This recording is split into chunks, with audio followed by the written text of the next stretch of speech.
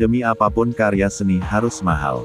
Di sini kita hanya akan membahas seni lukis, dilihat dari sudut 1, umurnya, 2, prosesnya, 3, gengsinya. Umurnya.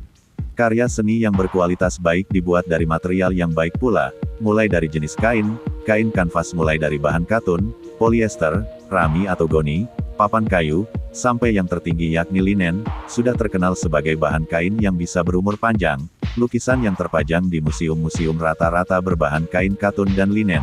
Lukisan Mona Lisa yang terkenal contohnya, umurnya sudah lebih dari 800 tahun. Bahan pelapis kain yang biasa disebut gesso. Gesso dibuat dari bahan yang bermacam-macam, berbeda-beda tergantung seninanya, yang dipercaya ketangguhannya dalam mempertahankan kestabilannya selama berpuluh-puluh tahun bahkan ratusan tahun. Bandingkan dengan aset Anda yang lain, misalnya mobil, rumah, dan kapal. Mobil jika dikoleksi, setiap tahun ada biaya pajak dan perawatan. Rumah umurnya rata-rata hanya 1 generasi. Maksudnya adalah kelak jika anak-anak Anda sudah dewasa, besar kemungkinan mereka akan mendapat pekerjaan di tempat lain, yang mengharuskan mereka pindah agar dekat dengan sumber pendapatan mereka. Tentunya rumah tidak bisa atau sulit untuk diajak pindah, biasanya dijual atau dibiarkan terbengkalai begitu saja. Mungkin yang akan selalu dibawa kemanapun mereka pindah adalah lukisan leluhurnya untuk selalu mengenang dan menghormati orang tua atau kakek buyutnya, dan selalu akan diceritakan turun-temurun kepada anak-anak mereka nanti. Ini loh kakek buyut kamu, dulu beliau adalah orang yang hebat, bikin bangga semua keluarga. Prosesnya. Proses pembuatan lukisan dari yang tersulit sampai yang termudah, itu tidak bisa dilihat hanya dari saat pelukisnya bekerja, tapi berapa lama dia menempa dirinya sendiri, jauh dari orang lain, menghabiskan biaya untuk membangun efek yang katanya mudah sekali ternyata dia melukis. Padahal di balik itu semua, seorang pelukis berdarah-darah dalam bertapa hehe. Jikapun bisa dipelajari oleh semua orang di bangku sekolah atau les, nyatanya tidak semua orang bisa menguasainya. Tidak seperti bidang pembelajaran yang lain, relatif semua orang bisa berhitung. Misal, semua orang bisa berhitung jika belajar. Gengsinya.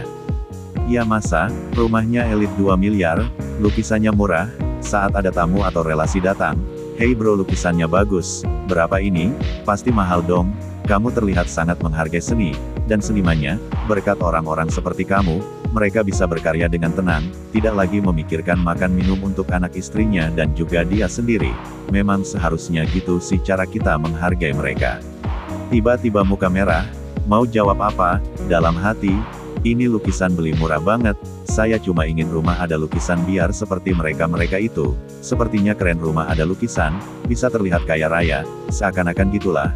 Mana peduli aku dengan pelukisnya, sebenarnya aku tidak menghargai mereka, aku tidak menghargai seni, aku tidak menghargai tenaga ahli, aku tidak menghargai apapun, aku penyuka barang murah, yang bisa menyenangkanku, dan menambah gengsiku. Aku ini lintah darat, tiba-tiba tersadar dari lamunan, kemudian ambil HP, kirim beberapa digit untuk pelukis-pelukis yang pernah dia beli murah, dan mengabari satu-satu, "Bro, sudah saya transfer 8 digit, semoga sedikit membantu ekonomimu, biar lu gak usah pusing lagi mikir beras, berkarya yang tenang ya, jangan lupa kalau ada karya baru setelah ini, kabar-kabar, maaf kemarin-kemarin gue suka nego."